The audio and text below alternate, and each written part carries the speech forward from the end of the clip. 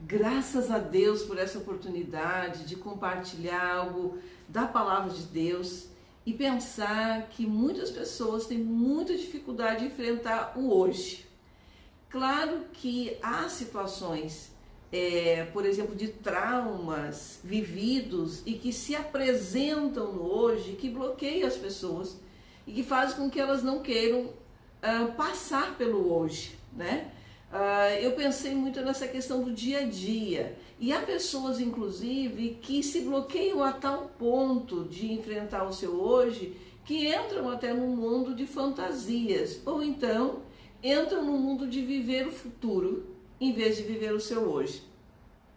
E isso vai gerando, é claro, um nível de ansiedade muito sério, porque a pessoa acaba sempre trazendo questões do futuro para o seu hoje, ou então, como eu comentei, pessoas que vivem até trazendo questões do passado para o seu hoje, né? Mas não conseguem enfrentar o seu hoje, o seu aqui e agora. Há também situações de muitas dores no seu hoje, no seu momento atual. Nós estamos vivendo por isso. Eu ontem, inclusive, ouvi um colega dizendo assim: eu não suporto mais perder ninguém. Porque há registro de pessoas que perderam muitos entes queridos, muitas pessoas que a gente está um misto de emoções. É impossível hoje não estarmos com as nossas emoções afloradas, é impossível hoje a pessoa estar de total controle das suas emoções. Por quê? Porque ao mesmo tempo, como também foi uma situação que eu convivi ontem, quando uma amiga junto com o esposo disseram: olha, já passamos do risco, o médico nos deu alta do Covid. Isso me deu um contentamento tão grande que eu lagrimei. Mas ao mesmo tempo que eu estou com esse contentamento por alguém que está vencendo, eu tenho também uma tristeza profunda por pessoas que estão entrando nesse quadro, porque gera, como eu coloquei aí, um momento de ansiedade e preocupação por conta desses dias futuros, como a pessoa vai reagir, como que vai ocorrer com ela. Bem, então, como eu estou assim tentando meditar, né, que saídas nós temos, né, diante dessa situação? Então, numa situação em que você tem medo do seu dia a dia, e uma situação, às vezes, até de comportamentos muito presentes hoje, que são as pessoas não viverem realmente seu dia a dia, até por uma prática social, uma prática talvez resultado das tecnologias, né? Uma cena que é muito comum é uma cena, por exemplo, de um pai estar com o bebê num carrinho e o pai está mais envolvido no seu celular. Casais numa mesa de restaurante estarem mais envolvidos também com as tecnologias do que com o momento presente. Então nós temos essa questão, a gente não está conseguindo viver, perceber. E eu acho que isso é interessante, eu percebo, por exemplo, como experiência que eu tive também passando por essa situação da pandemia, que há aprendizagens, mas essas aprendizagens elas devem ser tiradas quando a gente se apercebe, quando a gente para, quando a gente olha os acontecimentos, quando a gente olha para o outro. Nós não estamos olhando, nós estamos, mesmo que em isolamento social, mesmo que em home office, como grande parte das pessoas estão trabalhando, mesmo que muitas pessoas até estão desempregadas, estão em casa, a gente não está disposto muitas vezes a viver o seu dia a dia, a olhar, a aprender e realmente a desfrutar. Sabe, é como se a gente sempre quisesse não estar neste momento, né? Então, que palavra, que além de tantas palavras que tem, né, na Bíblia Sagrada, que palavra que eu pensei que poderia trazer uma resposta para essa questão nossa, das nossas dificuldades de enfrentarmos o dia a dia. Daí, como eu coloquei alguns exemplos, pessoas que estão vivendo reais situações que não querem estar presente, pessoas, inclusive, que estão vivendo à base de remédios, né? Porque não conseguem, assim, dar conta. Esse é o termo, não conseguem dar conta da sua situação momentânea.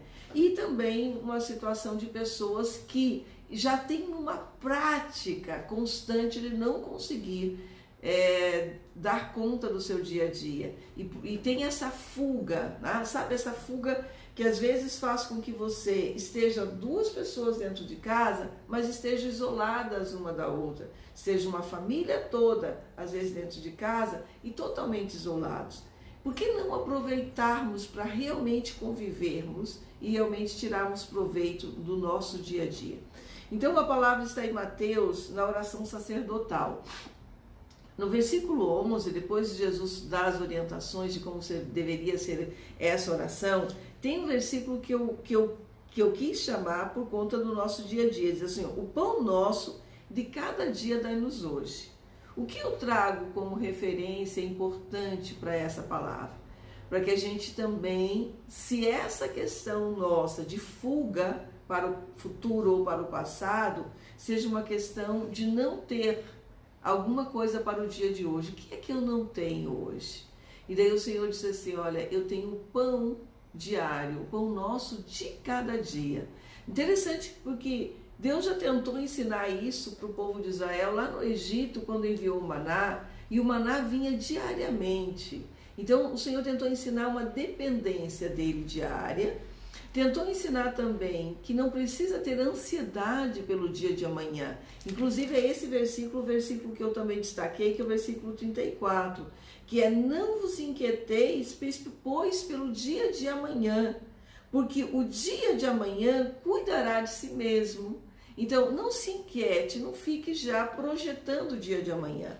Então, por exemplo, o que é muito normal nas pessoas, você está com uma dor, você já começa a pensar: mas se essa dor for um tumor, for uma, né? Você já vai projetando. Tem pessoas que já passam uma noite sem dormir por conta dessas projeções para o futuro. Inclusive, o final do versículo 34 vai dizer: basta cada dia o seu mal. Então, se a ansiedade que você está tendo é pensando em coisas más, por exemplo, se você contraiu agora o vírus e você já está pensando em intubação, remédio, médico, hospital e até, né, uma situação de morte, fica nesse versículo, fica nessa palavra: não te inquiete pelo dia de amanhã, porque o dia de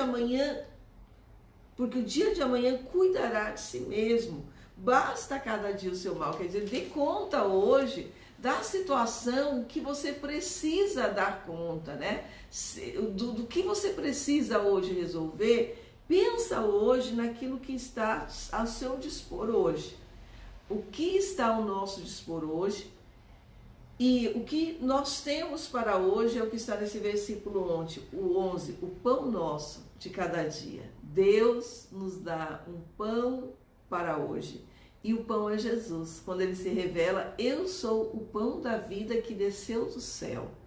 Eu sou o pão da vida. Então, quando nos alimentamos de Jesus, quando nós nos alimentamos, porque de todas as coisas boas que você pode ter, por exemplo, de usufruir no teu relacionamento, a vida com uma criança é um dos privilégios muito importantes, né? Traz tranquilidade para o lar, traz alegria, tira a ansiedade. Mas de tudo, a palavra de Deus que nos revela Jesus, isso sim é o alimento que pode estruturar as nossas desordens interiores. Que desordens seriam essas? Porque a Bíblia mesmo vai dizer assim: espírito, alma e corpo sejam plenamente consagrados ao Senhor. Então você percebe essa ordem. Primeiro vem o espírito, quer dizer, se eu começo o meu dia me centrando de que há um Deus que cuida, que é um pão da vida, fazendo pelo menos a oração aqui do Pai Nosso, entregando que venha o teu reino, que seja feita a tua vontade. Se eu começar o dia assim, eu já vou colocando e ajustando esse meu ser interior numa confiança em Deus e numa dependência dele. E eu evito que a minha alma se contamine, né? Porque a alma, porque essa sede das minhas emoções, ela se contamine com más notícias. Por exemplo, se você começa o teu dia já buscando as redes sociais, como está a questão da vacina, olha, o Brasil é só 3% vacinado, isso já te dá uma angústia. já te dá uma preocupação, você já vai ver como que estão as filas dos hospitais, você já vai saber de algum parente, você já vai começar, e isso tudo vai gerando que a alma toma a frente do espírito. Então, por isso que a Bíblia vai dizer espírito, alma e corpo. Que essa palavra, ela possa te trazer tranquilidade, segurança em Deus. Porque o nosso objetivo aqui é trazer uma palavra de uma teologia bíblica diária para o nosso dia a dia. Então, enfrente o seu dia a dia, porque é essa vida que Deus te deu, porque você é capaz com Ele de vencer.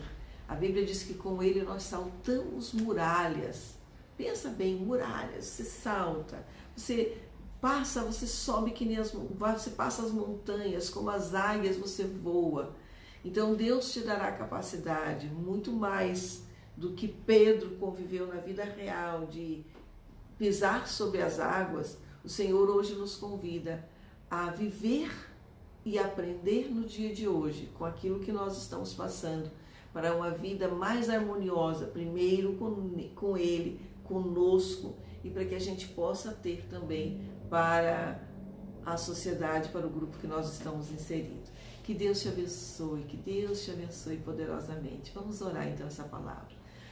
Pai, eu quero orar, Senhor, hoje com pessoas que talvez estejam tão angustiadas, que gostariam de não estar vivendo o seu hoje, o seu dia a dia.